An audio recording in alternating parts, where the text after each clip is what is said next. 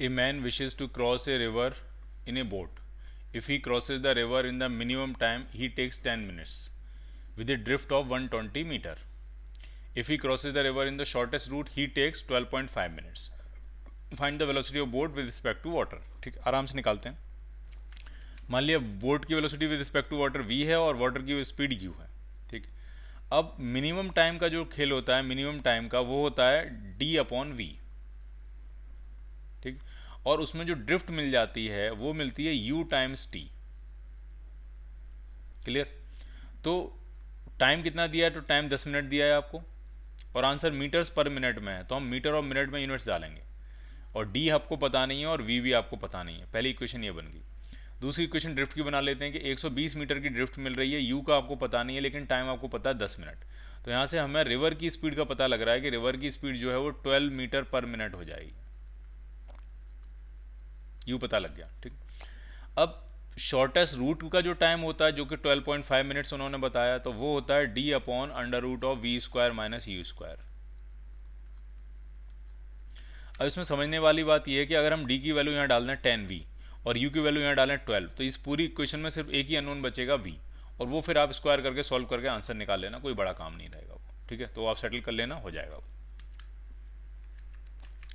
Next question में कह रहे हैं person walks at a rate of 3 kilometre per hour, rain appears to him in the vertical direction at a rate of 3√3 kilometre per our.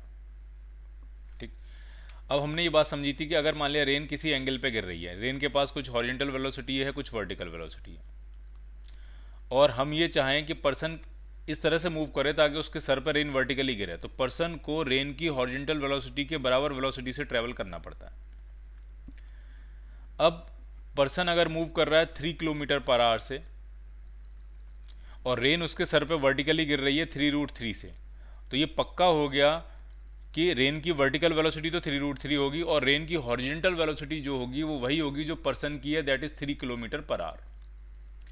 अब rain की true velocity और direction पूछ रहे हैं, तो ये एंगल हम निकाल सकते हैं, वर्टिकल से एंगल निकाल सकते हैं. तो वर्टिकल से जो एंगल आएगा थीटा, टेन थीटा अगर हम लिखेंगे तो मुझे लगता है ये 3/3√3 बनेगा, यानी थीटा 30 डिग्री आ जाएगा, वर्टिकल से 30 डिग्री आ जाएगा.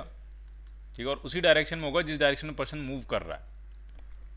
अच्छा, नेट वेलोसिटी कितनी होगी? तो नेट वेलोसिटी हम रिजल्टेंट निकाल लेते हैं. नेट वेलोसिटी √3 का स्क्वायर 9 और 3√3 का स्क्वायर करेंगे तो 9 3 जा 27 हो जाएगा ये. तो ये बनेगा 36, यानी 6 किलोमीटर पर आवर जो है वो उसकी एक्चुअल स्पीड होगी, और डायरेक्शन क्या होगी? वर्टिकल से 30 डिग्री पे, और उसी डायरेक्शन में जिधर पर्सन मूव कर रहा है. So your answer will be C part. Rain is falling vertically with a speed of 35 meter per second. Winds start blowing after some time with a speed of 12 meter per second in east to west direction. Rain तो vertically गिर रही है 35 metre पर second की speed से, और wind जो है वो ईस्ट से वेस्ट की तरफ जा रही है. मान लिया इधर हम ईस्ट मान लेते हैं, इधर वेस्ट मान लेते हैं, तो विंड ईस्ट से वेस्ट में जा रही है कितनी स्पीड से? 12 मीटर पर सेकंड से. तो विंड की जो स्पीड है वो भी रेन को मिल जाएगी. तो रेन जो है वो किसी एंगल पे ऐसे आ रही होगी, और ये पूछ रहे हैं कि at what angle with the vertical should a boy waiting at the bus stop hold his umbrella to protect himself from the rain. तो अम्ब्रेला किस एंगल पे लगाया? तो अम्ब्रेला का जो वर्टिकल से एंगल होता है थीटा, वो वही होता है जो कि रेन का वर्टिकल से एंगल है थीटा. और हम sine theta tan theta tan theta निकालते हैं कितना आएगा. तो टेन थीटा जो यहाँ से बनेगा वो बनेगा 12/35. So your answer will be C part. C part answer आपका मैच कर जाएगा. नेक्स्ट क्वेश्चन करते हैं. इसमें कह रहे हैं particle moves in a plane with uniform acceleration having direction different from that of instantaneous velocity. What is the nature of the trajectory. ठीक, मतलब पार्टिकल मूव कर रहा है और पार्टिकल की वेलोसिटी जिस डायरेक्शन में है, एक्सेलरेशन किसी और डायरेक्शन में, लेकिन एक्सेलरेशन यूनिफॉर्म है. एक्सेलरेशन यूनिफॉर्म का मतलब एक्सेलरेशन कांस्टेंट है, हर जगह हर टाइम हर जगह सेम है. तो जब एक्सेलरेशन कांस्टेंट होता है तो दो ही पाथ हो सकते हैं, या तो पाथ स्ट्रेट लाइन होता है या पाथ पैराबोला होता है. स्ट्रेट लाइन तब होता है जब एक्सेलरेशन और वेलोसिटी में या तो 0 डिग्री एंगल हो या 180 डिग्री एंगल हो, तो पाथ होता है स्ट्रेट लाइन. और कोई और एंगल हो तो क्या होता है? पैराबोला. तो इसमें कोई और एंगल है, इसलिए इसका आंसर क्या बनेगा? पैराबोला. नेक्स्ट क्वेश्चन में कह रहे हैं velocity vector and acceleration vector in a uniform circular motion. तो यूनिफॉर्म सर्कुलर मोशन की अगर बात चल रही है यूसीएम, तो यूनिफॉर्म सर्कुलर मोशन में वेलोसिटी एक ही एक्सेलरेशन होता है और वो सेंट्रीपिटल एक्सेलरेशन होता है और वो सेंटर की तरफ लगता है, वेलोसिटी टेंजेंशियल रखती है, तो उनके बीच में एंगल हमेशा कितना रहेगा 90 degree. Both are perpendicular to each other B part.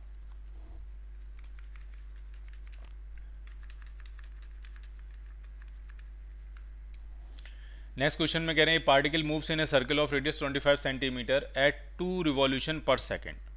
ठीक है, ओमेगा दिया है 2 रिवॉल्यूशन पर सेकेंड, तो उसको रेडियन पर सेकेंड में कन्वर्ट करेंगे तो 2 इंटू 2 पाई रेडियन पर सेकेंड। और रेडियस कितनी दी है, रेडियस दी है 1/4 मीटर, 25 सेंटीमीटर मतलब 1/4 मीटर। और आपसे पूछ रहे हैं एक्सेलरेशन क्या होगा, तो यूनिफॉर्म स्पीड से घूम रहा है तो सेंटीपिटली एक्सेलरेशन होगा, जिसकी वैल्यू या तो v²/r यूज करते हैं हम या फिर r ओमेगा स्क्वायर यूज करते हैं। तो यहाँ तो r ओमेगा स्क्वायर यूज करेंगे। r कितना है, r है 1/4 और ओमेगा 4 पाई है, 4 पाई का स्क्वायर करेंगे तो 16 पाई स्क्वायर आ जाएगा। तो 4 से कैंसिल आउट करेंगे तो ये 4 pi square metre per second square जो है वो आपको सेंट्रीपिटल एक्सेलरेशन मिल जाएगा इसका, सी पार्ट। नेक्स्ट क्वेश्चन में कहते हैं, कह रहे हैं particle is moving in a circle of radius a with a uniform speed v, C is the centre of the circle, A B is the diameter. Diagram बनाएंगे तब समझ में आएगा क्या है। ये सर्कल है जिसमें ए बी ये डायमीटर है, सी जो है वो सेंटर है। तो इस पॉइंट का नाम ए है, इस पॉइंट का नाम बी है, इस पॉइंट का नाम सी है। ठीक, और जब ये बी पॉइंट से पास हो रहा है, पार्टिकल मान लिया बी पॉइंट से मूव कर रहा है, यहाँ ये पार्टिकल है बी पॉइंट से पास हो रहा है ऐसे। एंगुलर स्पीड पूछ रहे हैं सी और ए के रिस्पेक्ट में रेशियो कितना होगा, तो सी के रिस्पेक्ट में कितना होगा और ए के रिस्पेक्ट में कितना होगा। तो पहले ये एंगल समझ में आना चाहिए। अगर ये एंगल थीटा है तो ये एंगल θ/2 होगा। ये सिंपल सी थ्योरम होती है कि अगर कोई सर्कल है उसमें कोई भी आर्क अगर सेंटर पे एंगल थीटा बनाता है तो सरकमफ्रेंस पे कहीं भी एंगल कितना बनाएगा, θ/2 बनाएगा। तो अगर सेंटर के रिस्पेक्ट में एंगुलर डिस्प्लेसमेंट थीटा होगा उसका, तो ए के रिस्पेक्ट में एंगुलर डिस्प्लेसमेंट θ/2 होगा। और एंगुलर डिस्प्लेसमेंट अगर आधा है तो एंगुलर वेलोसिटी भी आधा होगी ए के रिस्पेक्ट में। ठीक है, यानी omega about C is 2 times omega about A. अब आपसे पूछ रहे हैं कि रेशियो निकालना है आपको ए और सी का, तो 1:2 हो जाएगा ये बी पार्ट। नेक्स्ट क्वेश्चन में कह रहे हैं motor car is travelling at a speed of 60 metre per second on a circular road of radius 1200 metre per second. It is increasing it speed. Speed को बढ़ाने वाला कौन सा एक्सेलरेशन होता है, तो स्पीड को बढ़ाने वाला होता है tangential acceleration, that is 4 metre per second square.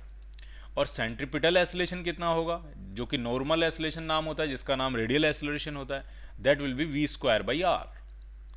So your centripetal acceleration will be 3600/1200। it will be 3 meter per second square. Now what they are asking for the total acceleration. So the total acceleration of the car is equal to under root of tangential का square plus square of the centripetal acceleration. So your answer will be 5 meter per second square. 3, 4, 5 B part. For a particle performing uniform circular motion, choose the incorrect statement from the following. Uniform circular motion की बात चल रही है, तो uniform circular motion में क्या क्या चीज़ें हैं वो समझ लेते हैं। ये मान लिया रेडियस है, स्पीड उसकी कांस्टेंट रहती है, एक्सेलरेशन टुवर्ड द सेंटर होगा, सिर्फ सेंट्रीपिटल एक्सेलरेशन होगा। तो ऑप्शंस पढ़ लेते हैं क्या क्या है। पहले कह रहे हैं magnitude of particle velocity remains constant, बिल्कुल सही है, बट वो इनकरेक्ट पूछ रहे हैं आपसे। Particle velocity remains directed perpendicular to the radius vector, बिल्कुल सही है। पोजीशन वेक्टर रेडियस वेक्टर के परपेंडिकुलर ही होती है वेलोसिटी, ये भी सही है। Direction of acceleration keep changing as particle moves, बिल्कुल ठीक है। डायरेक्शन ऑफ एक्सेलरेशन चेंज हो रही है, अभी इधर है, फिर डायरेक्शन है, एक्सेलरेशन इधर की हो जाएगी, फिर डाउनवर्ड हो जाएगी, फिर इधर हो जाएगी, फिर इस डायरेक्शन में हो जाएगी, फिर इस डायरेक्शन में हो जाएगी, फिर अपवर्ड हो जाएगी, फिर ऐसे हो जाएगी। तो डायरेक्शन जो है वो बदलती रह रही है। Magnitude of acceleration does not remain constant, ये गलत है। मैग्नीट्यूड ऑफ एक्सेलरेशन कांस्टेंट होगा जिसकी वैल्यू v²/r रहती है, और ये कह रहे हैं डज नॉट रिमेन कांस्टेंट, यही गलत है और गलत ही पूछ रहे हैं, तो यही आंसर बनेगा डी पार्ट। नेक्स्ट क्वेश्चन में कह रहे हैं particle covers equal distance around a circular path in equal time intervals. Equal distance in equal time interval मतलब ये तो यूनिफॉर्म सर्कुलर मोशन हो गया भाई, UCM uniform circular motion. Which of the following quantities connected with the motion of the particles remain constant with time. क्या चीज़ constant रहेगी? तो speed constant रहेगी, यूनिफॉर्म सर्कुलर मोशन में स्पीड कांस्टेंट रहती है। सी पार्ट आंसर हो जाएगा इसका। नेक्स्ट क्वेश्चन में कह रहे हैं car speeds up in A circular path, speed बढ़ती जा रही है, तो एसिलेशन कौन सा होगा? तो स्पीड बढ़ेगी तो सेंट्रीपिटल एसिलेशन बढ़ेगा, तो टोटल एसिलेशन भी बढ़ेगा। ए आंसर तो नहीं हो सकता, इसमें तो चारों एसिलेशन सेम है। ठीक है, घूम कैसे रहा है? तो हम ऐसे मान रहे हैं कि ऐसे घूम रहा होगा। ठीक है, और डी आंसर भी नहीं हो सकता, डी में भी सारे एसिलेशन के वेक्टर लगभग लगभग सेम जैसे बनाए हुए हैं, तो ये भी नहीं हो सकता। तो आंसर दो बचते हैं, या तो आपके पास बी होगा या फिर आपके पास सी होगा। ठीक, ये है। अब ये दोनों ही ठीक जैसे लग रहे हैं, दोनों में ही एसिलेशन वेक्टर जो है वो बढ़ता जा रहा है, लेकिन जो बी पार्ट है इसमें शुरुआत में एसिलेशन टुवर्ड्स द सेंटर है, और इसमें यहाँ बीच में एसिलेशन टुवर्ड्स द सेंटर है। तो ये थोड़ा डाउटफुल है, इन दोनों में ही कोई भी आंसर हो सकता है, लेकिन ये थोड़ा क्लियर नहीं है। शुरुआत में एसिलेशन टुवर्ड्स द सेंटर तो नहीं होना चाहिए। ठीक है, तो ये बी मुझे ठीक नहीं लग रहा। बाद में तो हो सकता है टुवर्ड्स द सेंटर के करीब पहुंच सकता है, क्योंकि जैसे जैसे स्पीड बढ़ती जाएगी सेंट्रीपिटल एसिलेशन बढ़ता जाएगा, तो नेट एसिलेशन सेंटर की तरफ शिफ्ट होता जाएगा। ध्यान से समझना, जैसे मान ली ये है और पार्टिकल ने यहाँ से चलना शुरू किया, तो दो एसिलेशन होंगे, एक तो होगा टेंजेंशियल और एक होगा सेंट्रीपिटल। तो जब स्पीड कम होगी तो सेंट्रीपिटल कम होगा, तो यानी टोटल एसिलेशन ऐसे बनेगा। लेकिन जैसे जैसे स्पीड बढ़ती जाएगी सेंट्रीपिटल बढ़ता जाएगा और बढ़ता जाएगा, तो टोटल एसिलेशन सेंटर की तरफ शिफ्ट होता जाएगा। तो फाइनल केसेस में तो टोटल एसिलेशन सेंटर की तरफ हो सकता है, लेकिन इनिशियल केस में सेंटर की तरफ नहीं हो सकता, जबकि इसमें पहला जो एसिलेशन है वो टुवर्ड सेंटर बना है, तो ये गलत है। इसीलिए जो इसमें सबसे अप्रोप्रिएट आंसर है वो सी हो सकता है। A train moves from east to west and another train moves from west to east on the equator with equal speed, और सेंट्रीपिटल एसिलेशन पूछ रहे हैं relative to the centre of earth. तो अर्थ भी तो घूम रही है, तो अर्थ घूम रही है वेस्ट टू ईस्ट। ठीक है, अर्थ कैसे घूमती है? अर्थ की एक्सिस ये होती है और अर्थ घूमती है आपकी वेस्ट टू ईस्ट, ऐसे घूमती है। तो जो ट्रेन वेस्ट टू ईस्ट जा रही है उसकी स्पीड ज़्यादा हो जाएगी। अगर हम बाहर से देखेंगे तो जो ट्रेन वेस्ट टू ईस्ट जा रही है, अर्थ वेस्ट से ईस्ट घूमती है, तो जो ट्रेन वेस्ट टू ईस्ट जा रही है उसकी स्पीड ज़्यादा हो जाएगी, उसका सेंट्रीपिटल एसिलेशन ज़्यादा होगा। और जो ट्रेन ईस्ट टू वेस्ट आ रही है उसकी स्पीड कम होगी, उसका सेंट्रीपिटल एसिलेशन कम होगा। तो पहली ट्रेन ईस्ट टू वेस्ट जा रही है, उसका सेंट्रीपिटल एसिलेशन कम होगा, A1 कम होगा, A2 ज़्यादा होगा। तो आंसर बनेगा इसका C part. Two particles P and Q are located at a distance Rp and Rq respectively from the center of rotating disk such that Rp is greater than Rq. Disk is rotating with a constant angular acceleration. ठीक है, तो एक बना लेते हैं, कुछ इस तरह की सिचुएशन है। ये मान लिया डिस्क है और ये कांस्टेंट एंगुलर एसिलेशन से घूम रही है अल्फा, और दो पार्टिकल हैं इस डिस्क पर रखे हैं। एक पार्टिकल है P, P दूर रखा है, Q पास रखा है। तो यहाँ P रखा हुआ है पार्टिकल और ये Q रखा हुआ है, इस तरह की सिचुएशन है। अब क्या कह रहे हैं जरा समझ लेते हैं। तो ये पूछ रहे हैं कि दोनों का एसिलेशन सेम होगा कि नहीं होगा, क्या होगा। तो अगर एंगुलर एसिलेशन दोनों का सेम है अल्फा, तो जो टेंजेंशियल एसिलेशन होता है वो होता है अल्फा आर, और जिसकी डिस्टेंस ज़्यादा होगी उसका टेंजेंशियल एसिलेशन ज़्यादा होगा। P दूर था तो P का टेंजेंशियल एसिलेशन जो है वो ज़्यादा होगा। P has a greater acceleration than Q।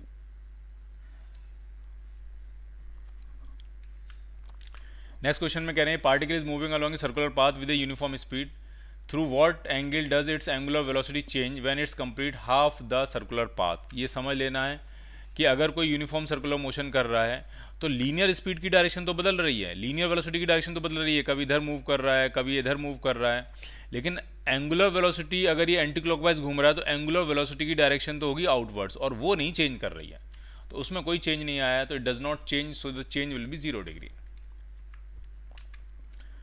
Next question में कह रहे हैं cyclist is riding with A speed of 27 kilometre per our, और जैसे सर्कुलर टर्न आया, रेडियस उसकी 80 मीटर थी, उसने ब्रेक अप्लाई किया और स्पीड को किस रेट से कम करना शुरू कर दिया? 0.5 metre per second every second, so it is 0.5 metre per second square. और ये स्पीड किस रेट से रिड्यूस हो रही है? ये टेंजेंशियल रिटार्डेशन होगा, मैं माइनस भी लगा देता हूँ, ये 1/2 मीटर पर सेकेंड स्क्वायर। और सेंट्रीपिटल कितना होगा? तो सेंट्रीपिटल जो होता है वो तो v²/r होगा, तो वो आपको v पता है, r पता है, v²/r कर लेना। और टोटल एसिलेशन कैसे निकालते हैं? तो वो होता है √ऑफ सेंट्रीपिटल का स्क्वायर प्लस टेंजेंशियल का स्क्वायर। सारी वैल्यू डालोगे आपको आंसर मिलेगा। A stone tied to the end of a string 100 centimeter long is reeled in a horizontal circle with a constant speed. If the stone makes 14 revolution in 22 seconds, acceleration पूछ रहे हैं, तो पहले angular speed निकालते हैं कितनी है. तो 14 रिवॉल्यूशन, एक रिवॉल्यूशन में 2 पाई रेडियन घूमता है इन 22 सेकेंड्स, तो ये बनेगी रेडियन पर सेकेंड. पाई की वैल्यू 22/7 डाल देते हैं, तो 22 से ही 22 कैंसिल आउट हो जाएगा, 7 से कैंसिल करेंगे 14 2 टाइम्स, तो ये 4 रेडियन पर सेकेंड हो जाएगा. एसिलेशन कितना होगा, तो जो एसिलेशन आ जाएगा वो r omega, omega square r होगा सेंटीपिटल एसिलेशन. ओमेगा स्क्वायर करेंगे तो 16 और आर जो है 100 सेंटीमीटर मतलब 1 मीटर, तो टोटल एसिलेशन सेंटीपिटल एसिलेशन आ गया 16 metre per second square. So your answer will B A part.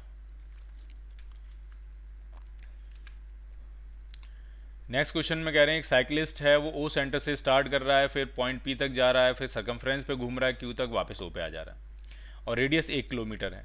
तो नेट डिस्प्लेसमेंट, तो नेट डिस्प्लेसमेंट तो भाई जीरो हो गया. अच्छा, एवरेज स्पीड कितनी होगी, तो average speed total distance upon total time, time 10 minute का है, तो एवरेज स्पीड निकाल सकते हैं हम. तो टोटल डिस्टेंस कितनी ट्रैवल करी, तो 1 किलोमीटर जाना रेडियस के अलॉन्ग, फिर π/2 आर सर्कमफ्रेंस के अलॉन्ग, फिर रेडियस के अलॉन्ग, इतने किलोमीटर ट्रैवल हो गया और टाइम 10 मिनट. और किलोमीटर पर आवर में निकालना 10 मिनट का मतलब होता है 10/60 यानी 1/6 आवर्स. 6 से ऊपर मल्टीप्लाई कर लीजिए तो ये आ जाएगा 2 + π/2 किलोमीटर पर आवर. ठीक है, तो कितना आने वाला है ये, 10 मिनट की कहानी थी ये. और ठीक है, तो ये कुछ आंसर मैच करता हुआ नज़र नहीं आ रहा मुझे, एक बार चेक कर लेते हैं. राउंड ट्रिप में 10 मिनट लगाए हैं और नेट डिस्प्लेसमेंट जीरो हो गया. नेट डिस्प्लेसमेंट जीरो इसमें है और इसमें है. ठीक है, हाँ ठीक है, ये आंसर बन जाएगा, सी डी पार्ट आंसर बन जाएगा. कैसे, 2 एलसीएम ले लेते हैं, तो ये हो जाएगा π+4/2 और 2 से कैंसिल करेंगे तो ये 3 टाइम्स कैंसिल आउट हो जाएगा π+4. So your answer will be D part. A particle is moving on a circular path of radius r with a uniform speed v. What is the displacement of the particle after it has described angle 60 degree. बहुत ही simple है, अगर angle 60 degree उसने describe किया circular path में,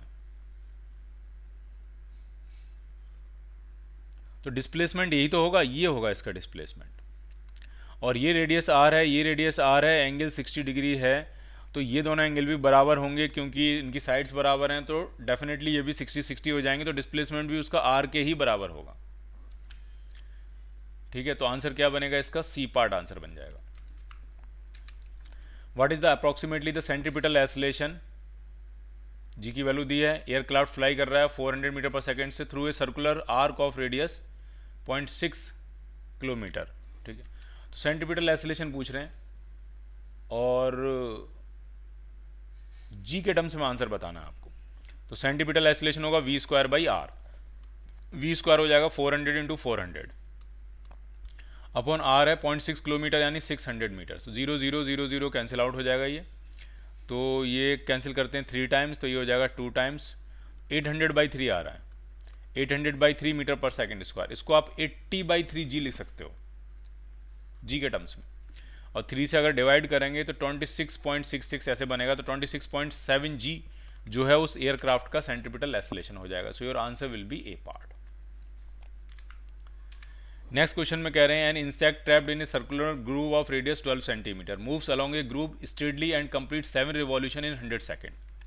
तो omega पता लग गया यहाँ से, 7 रिवॉल्यूशन यानी 7 × 2 पाई इन 100 सेकेंड डिवाइडेड बाई 100, तो ये आ गया रेडियन पर सेकेंड, ये आ गया आपका ओमेगा. और लीनियर स्पीड पूछ रहे हैं तो बहुत ही सिंपल है, लीनियर स्पीड हो जाएगी ओमेगा आर. सारी वैल्यू डालो आपको आंसर मिल जाएगा, और सेंटीमीटर में डालना आर को क्योंकि आंसर सारे सेंटीमीटर्स में ही है.